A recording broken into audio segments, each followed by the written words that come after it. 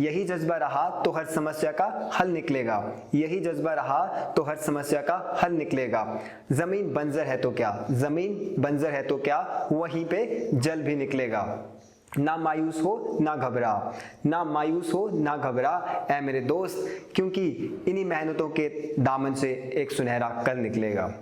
दोस्तों इस वीडियो में हम बात करने वाले हैं वुड के कंप्लीट यूजेस के बारे में। दोस्तों इस वीडियो को आप अंत तक जरूर देखना, क्योंकि ये बहुत ही ज्यादा इंपॉर्टेंट वीडियो है।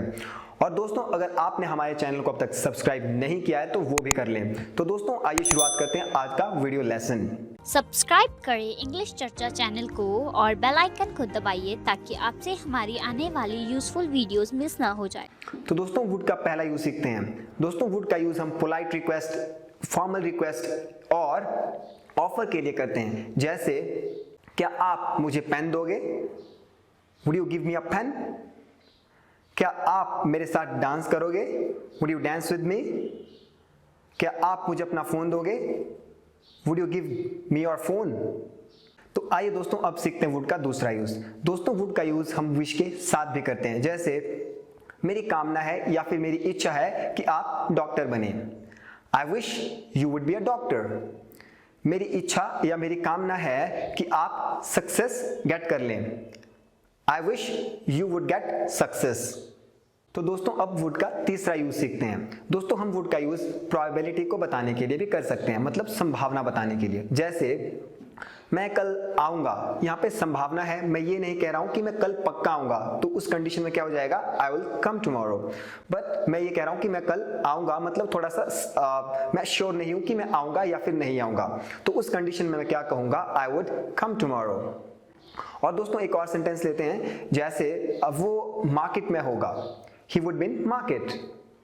तो आइए दोस्तों अब वुड का अगला यूज सीखते हैं। दोस्तों वुड का यूज हम लाइक्लीहुड बताने के लिए भी कर सकते हैं।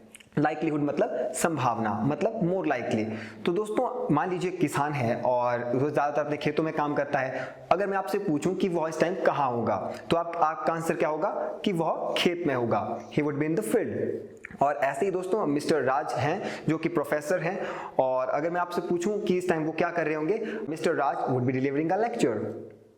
तो आइए दोस्तों अब वुड का अगला यूज सीखते हैं। दोस्तों हम लाइक टू के साथ भी वुड का यूज कर सकते हैं, पर दो तरह से।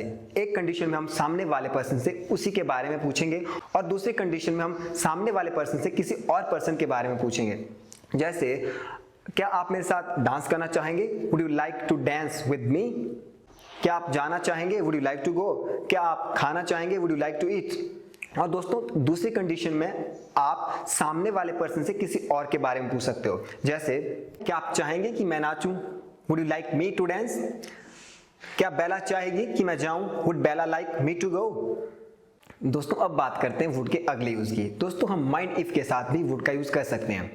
जैसे अगर मैं कहूं अगर आप बुरा ना माने तो मैं यहां बैठ जाऊं, अगर आप बुरा ना माने तो मैं कॉफी पी लूं। दोस्तों इस कंडीशन में हमें किस चीज की सेंस डिलीवर होगी, वो होगी अगर आप बुरा ना माने। अगर आप बुरा ना माने तो मैं कॉफी पी लूं, would you mind if I take coffee. अगर आप बुरा ना माने तो मैं यहां बैठ जाऊं, would you mind if I sit here. तो दोस्तों ये तो बात हुई माइंड इफ के साथ वुड के यूज की। अब बात करते हैं माइंड के साथ वर्ब की फोर्थ फॉर्म की, मतलब प्रोग्रेसिव फॉर्म की। उस कंडीशन में हमें कुछ इस तरह के सेंटेंसेस लास्ट में मिलेंगे, जिसमें हमें मिलेगा आपको कोई आपत्ति तो नहीं है, आपको कोई परेशानी तो नहीं है। जैसे अगर मैं कहूं आपको लिखने में कोई आपत्ति तो नहीं है, वुड यू माइंड राइटिंग। आपको बोलने में कोई आपत्ति तो नहीं है, वुड यू माइंड स्पीकिंग। आपको मुझे कॉल करने में कोई आपत्ति तो नहीं है, would you mind calling me. और दोस्तों सबसे जरूरी बात, आपने साइन ऑफ इंटेरोगेशन लास्ट में जरूर पुट करना है। तो दोस्तों अब सीखते हैं वुड का अगला यूज। पास्ट में यदि कोई बात भविष्य के लिए कही गई है तो उसको व्यक्त करने के लिए भी हम वुड का यूज करते हैं। जैसे उसने कहा था वो शिमला जाएगी। अगर इसको डायरेक्ट स्पीच में हम कहें उसने कहा था वह शिमला जाएगी, She said she will go to Shimla. ये हुई डायरेक्ट स्पीच। अब इसी को हम इनडायरेक्ट स्पीच में बदलेंगे, मतलब हम इसको would के माध्यम से बताएंगे। She said that she would go to Shimla.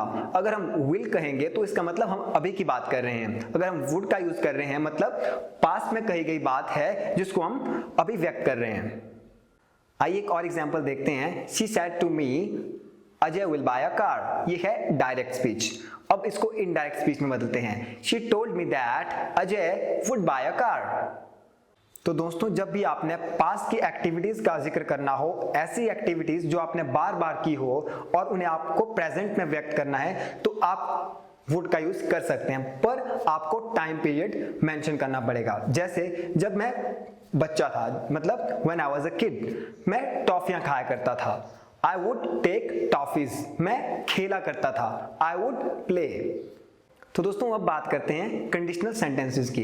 Conditional sentence को व्यक्त करने के लिए हम वुड का यूज करते हैं, पर अनरियल चीजों को बताने के लिए, काल्पनिक चीजों को बताने के लिए, अगर ये होता तो वो होता, इस तरह के सेंटेंस हमें देखने को मिलते हैं। तो इसका सेंटेंस स्ट्रक्चर क्या रहता है? वुड प्लस वर्ब की फर्स्ट फॉर्म। जैसे अगर मैं राजा होता तो मैं आपकी मदद करता। If I were the king I would help you.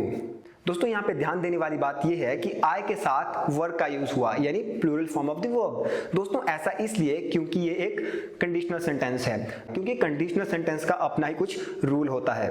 तो एक और एग्जांपल देखते हैं, अगर मेरे पंख होते तो मैं उड़ता। If I had wings I would fly. अगर यहां सांप आ जाए तो आप क्या करोगे? If snake comes here what would you do.